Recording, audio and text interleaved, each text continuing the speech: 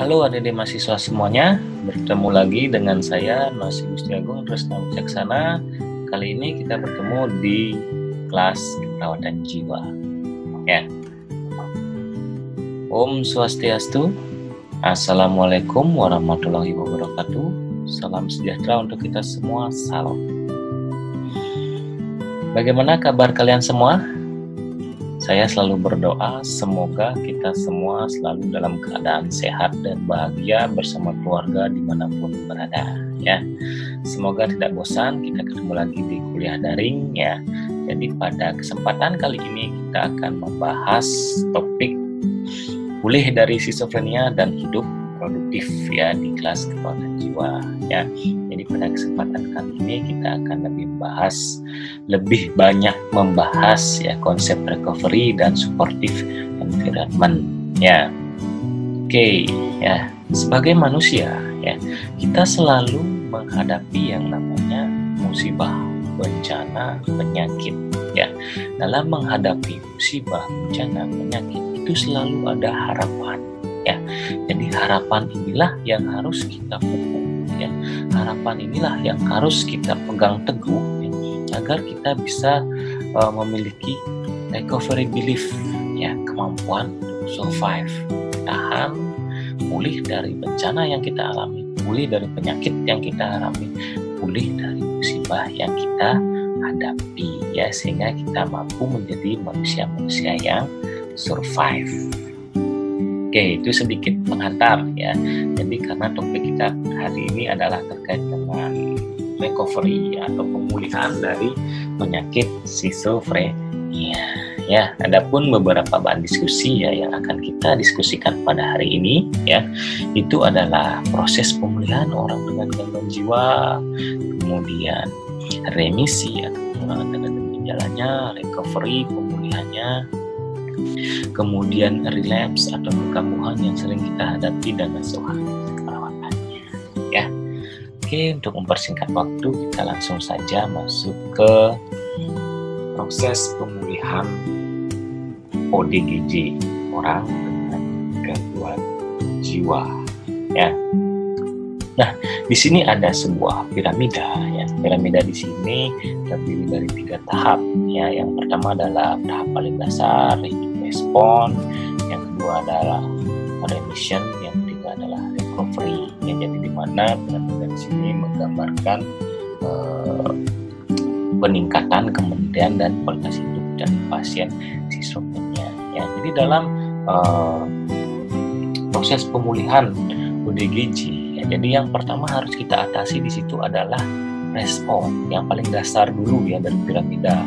Respon atau tanda gejala yang muncul dari pasien itu yang harus kita atasi dulu, itu yang harus di-maintaining ya, itu yang harus distabilkan ya, sehingga jika tanda dan gejala sudah tidak muncul maka akan masuk ke bagian yang kedua, yaitu remission atau pengurangan ya, pengurangan tanda dan gejala yang dialami oleh pasien sehingga pasien mampu hidup atau fungsionalnya kembali lagi, quality of life-nya lebih baik, dan fungsi kognitifnya juga bisa kembali seperti semula, sehingga akhirnya nanti pasien bisa pulih atau recovery, di mana dia sudah memiliki kemampuan fungsionalnya baik ya, baik secara fisik maupun secara psikologis, dan memiliki sosial otonomi ya. Jadi sudah hidup seperti manusia pada umumnya ya, yang tidak mengalami gangguan jiwa lagi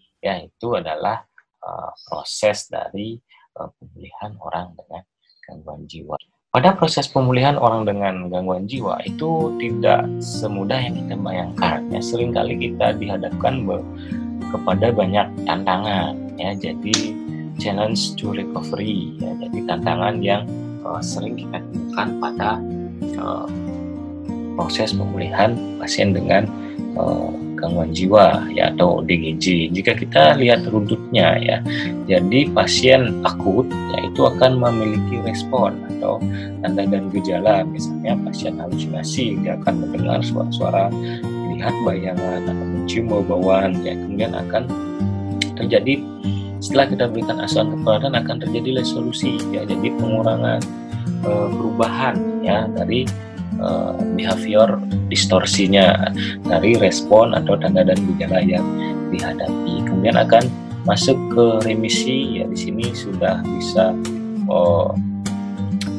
berkurang tanda dan gejalanya. Tapi biasanya tantangan yang kita temui ya dari fase akut sampai ke remisian ini ya, sebelum masuk ke recovery remisi, di sini seringkali pasien itu relapse ya atau kambuh lagi ya. Jadi di sini gejalanya sudah berkurang, tapi karena dukungan sosial dari individu tersebut kurang, kemudian supportive environment-nya juga kurang, biasanya pasien sering relapse atau kambuh lagi, sehingga harus rehospitalisasi, mengulang lagi dari awal ya. Itulah biasanya tantangan-tantangan yang kita hadapi ya. Jadi bagaimana caranya menghadapi tantangan tersebut akan kita bahas pada proses recovery pasien DGJ ya, sehingga pada saat kita menangani pasien yang akut misalnya, yang begitu muncul tanda dan gejala, kemudian sudah ada perubahan tanda dan gejala, pengurangan tanda dan gejala, dan pasien itu berhasil sembuh atau recovery ya, sehingga tidak ada lagi terjadi relapse dan kita harus mengulang dari awal ya. Oke, sampai di sini kira-kira bisa dipahami ya. Oke, remisi ya. Jadi remisi itu artinya pengurangan ya tanda dan gejala. Artinya di sini tidak ada tanda dan gejala minimal selama 6 bulan pasien gangguan jiwa. Ya, jadi setelah diberikan asuhan keperawatan jiwa, jadi selama 6 bulan itu sudah tidak ada lagi tanda dan gejala yang muncul dari pasien. Ya, kemudian pasien bisa melaksanakan fungsi dengan baik ya, terutama pada beberapa aspek kehidupan, misalnya mandiri dalam bekerja, kemudian kalau yang masih sekolah ya, kemudian bisa ikut dalam kegiatan bermasyarakat di lingkungannya. Nah di sini walaupun dikatakan pasien itu sudah bisa mandiri, sekolah, bekerja, ya itu tidak berarti penyakitnya hilang ya, tetapi tetap terkontrol ya. Jadi tanda dan gejala yang dialami oleh pasien itu tetap terkontrol dan pasien bisa mengatasinya ya. Oke, cara untuk mencapai remisi ya. Yang pertama adalah bebaskan pasien dari lingkungan stres ya. Seandainya misalnya ada poin A yang membuat pasien sering mengalami stres, kita harus bisa hindari pasien dari hal-hal yang berbau dengan poin A misalnya ya. Kemudian lakukan hal-hal yang dapat menghilangkan stres ya, contohnya dengan berolahraga ya, bercakap-cakap dengan teman, mendengarkan musik, melakukan kegiatan yang berbau seni dan lain-lain. Intinya hal-hal yang menyenangkan yang bisa menghilangkan stres ya. Kemudian berbincang dengan orang lain untuk mencegah salah paham. Nah, jika muncul kondisi stres, atasi dengan tenang ya, misalnya dengan bekerja hanya dengan paruh waktu. Ya, jangan dipaksakan lagi untuk bekerja waktu yang ujungnya nanti bisa muncul lagi kondisi stres yang bisa menyebabkan pasien itu relapse atau kambuh kembali ya. Nah, setelah remisi atau gejalanya berkurang, baru masuk ke pemulihan atau recovery ya. Sebelum kita masuk ke divisi recovery, penting juga untuk kita bahas sedikit tentang layanan kesehatan jiwa pada ODGJ ya. Jadi yang pertama adalah saat pasien mengalami gangguan jiwa akut ya, itu harus diatasi dengan pengobatan dan perawatan. Muncul tanda dan gejala, yaitu pengobatan dan perawatan. Kemudian perubahan dari tanda dan gejala yang muncul, itu tetap pengobatan dan perawatan. Akhirnya masuk ke remisi dan recovery. Nah, di recovery ini pasien sudah dipersiapkan untuk kembali ke lingkungannya ya. Jadi dilakukan rehabilitasi di masyarakat dan di rumah sakit ya. Di masyarakat biasanya dilakukan terapi okupasi ya, terapi kegiatan, di mana pasien yang sudah bisa mengontrol tanda dan gejala masuk ke fase recovery.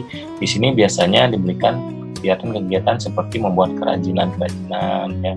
Kalau di rumah sakit jiwa RSD Provinsi Bali biasanya membuat mataku, membuat canang ya, sehingga nantinya pasien yang sudah sembuh pulang kembali ke lingkungannya memiliki keterampilan sehingga dia bisa mandiri dan produktif ya.